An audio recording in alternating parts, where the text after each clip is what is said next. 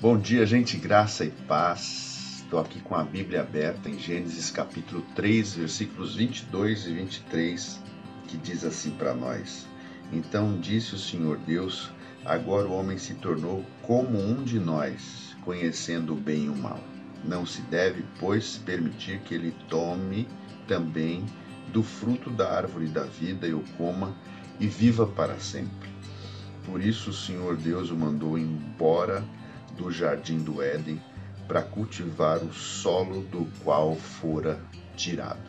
Quando a gente lê esse texto e lembra de outros textos aqui presentes nesse capítulo 3, a impressão que dá é que Satanás tinha razão, porque ele disse para Eva: não é verdade que vocês vão morrer, mas vocês se tornarão igual ou iguais a Deus.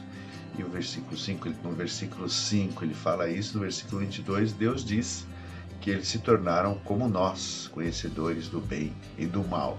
Mas em que sentido eles se tornaram iguais a Deus? No sentido do conhecimento. Eles estavam num estado de inocência. É certo que Deus, de modo progressivo, ensinaria as coisas a Adão e Eva, mas quando eles comem da árvore do conhecimento do bem e do mal, o estado de inocência deles se perde. E Deus havia falado para ele: olha, não comam desse fruto, porque no dia que vocês comerem dele, vocês morrerão. E morrerão em que sentido? Se eles permaneceram vivos.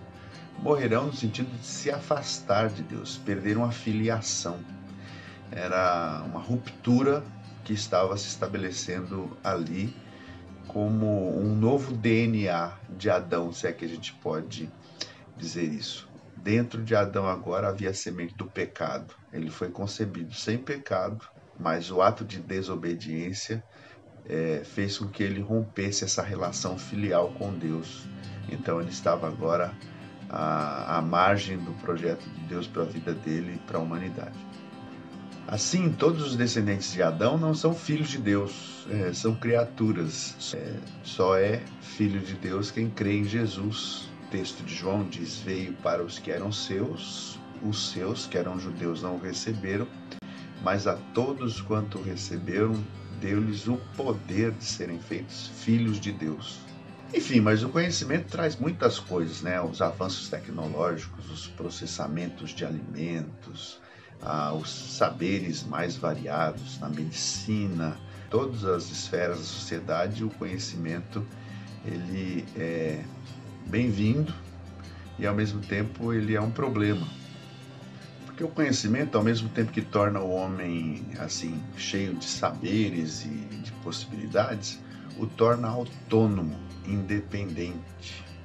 Ele não precisa de Deus, né? E essa é a experiência do próprio Satanás. A independência que torna as pessoas infelizes. Elas entendem que podem viver suas vidas nessa independência e acabam amargando uma existência bastante infeliz. Um outro elemento que Paulo coloca aqui, ele registra em Coríntios 8, versículo 1, que o saber, o conhecimento ensoberbece. Não é incomum nós encontrarmos pessoas que sabem muitas coisas, são pedantes, arrogantes, cheios de si. A atitude da graça de Deus foi expulsar o homem do jardim, porque se ele comesse do fruto da árvore da vida, ele viveria para sempre e teria a mesma experiência de Satanás, uma vida eterna de desgraça e de distância de Deus, de inimizade contra Deus. Versículo 21 tem uma atitude bastante interessante de Deus, que ele derrama sangue de um animal. Ele mata um animal e cobre a nudez do homem e da mulher com a pele desse animal, já simbolizando possivelmente a morte do Cordeiro na cruz para a redenção do pecado. Como diz o livro de Hebreus, porque sem derramamento de sangue não haveria possibilidade de redenção do pecado. E João 29, o primo de Jesus, o profeta João Batista, aponta para ele e diz: eis o Cordeiro de Deus que tira o pecado do mundo. Algumas lições bem práticas para nós que podemos ver nesse texto. Primeiro, que a graça de Deus nos redime de nós mesmos. Imagina Adão, depois de ter pecado contra o Senhor, se comesse daquela árvore, viveria para sempre na desgraça. mas a expulsão dele do Éden fez com que ele tivesse uma nova possibilidade de restauração. Não só ele, mas toda a humanidade. A graça nos redime de nós mesmos. A segunda lição que tira é que o conhecimento não traz felicidade. O que traz felicidade é estar dentro da vontade de Deus, é conhecer as coisas a partir do que Deus estabelece para nós. A terceira lição é que, por pior que seja a nossa condição, Deus tem poder para nos resgatar das desgraças, as piores que sejam, através do seu Filho, Jesus Cristo. Como diz o texto de Efésios e também de Pedro, antes que Deus dissesse, haja luz, ele disse, haja cruz.